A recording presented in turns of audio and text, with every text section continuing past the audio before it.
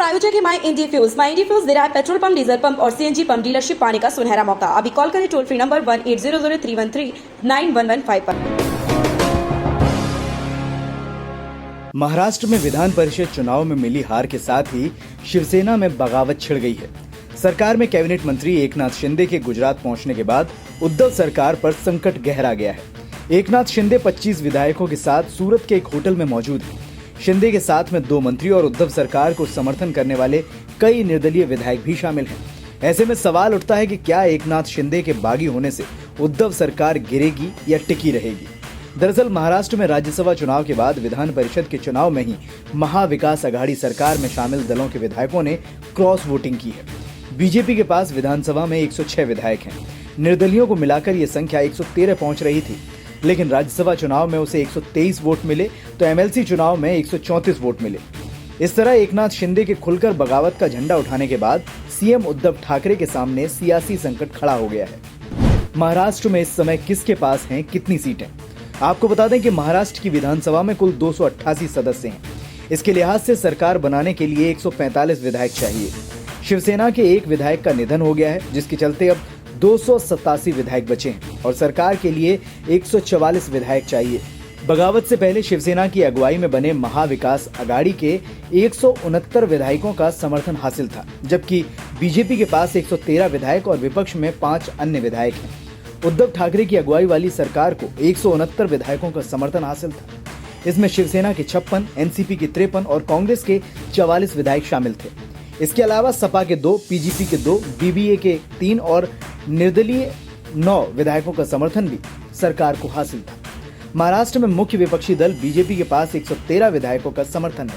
इसमें बीजेपी के 106, आरएसपी का 1, जेएसएस के 1 और 5 निर्दलीय विधायक हैं। वहीं अन्य दलों के पास 5 विधायक हैं। इसमें एआईएमआईएम के 2, सीपीआईएम का 1 और एमएनएस का 1 विधायक शामिल है। छोटे दलों के साथ शिवसेना और भाजपा की किस्मत। एनसीपी कांग्रेस के समर्थन से उद्धव ठाकरे की अगुवाई में सरकार बनने के बाद से ही बीजेपी के कई बड़े नेता दावा करते रहे कि महाविकास अघाड़ी सरकार जल्द गिरने वाली है। ऐसे में शिवसेना नेता एकनाथ शिंदे के बगावत के बाद क्या उद्धव सरकार गिर सकती है? इसके लिए महाराष्ट्र की विधानसभा में विधायकों का सियासी गणित समझना होगा। ऐसे में सत्ता के खेल बनाने और बिगाड़ने में निर्दलीय और अन्य छोटे दलों की भूमिका अहम होने वाली है। महाराष्ट्र में छोटी पार्टियों और निर्दलीय विधायकों की संख्या 29 है। इसमें से कुछ छोटे दल और निर्दलीय विधायक बीजेपी के साथ हैं तो कुछ महाविकास अघाड़ी के साथ।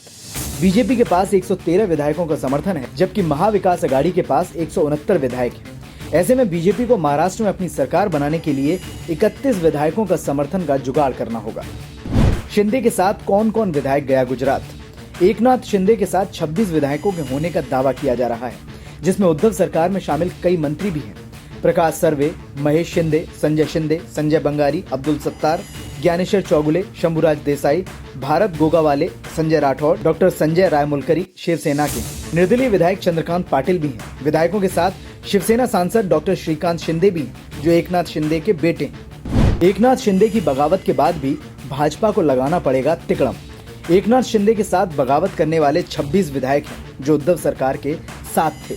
ऐसे में अब उद्धव सरकार से इन 26 विधायकों का समर्थन हटा देते हैं तो 143 विधायक बचते हैं। ऐसे में निर्दलीय और अन्य छोटी पार्टियों के 2 से 3 विधायक अगर ठाकरे सरकार का साथ छोड़ देते हैं तो ये लगभग तय है कि ठाकरे सरकार के लिए विधानसभा में बहुमत साबित करना मुश्किल हो जाएगा। हालांकि इस तरह से बहुमत के कम नंबर पर महाविकास अघाड़ी आ गई है। ऐसे में उद्धव सरकार की चिंता एकनाथ शिंदे ने बढ़ा दी है और अब देखना है कि कैसे महाविकास अघाड़ी सरकार को उद्धव बचाते हैं। Bureau report, NDTV Bharat. देश दुनिया की ताज़ा तरीन खबरों से रूबरू होने के लिए सब्सक्राइब कीजिए आपका अपना चैनल एनडीटीवी भारत।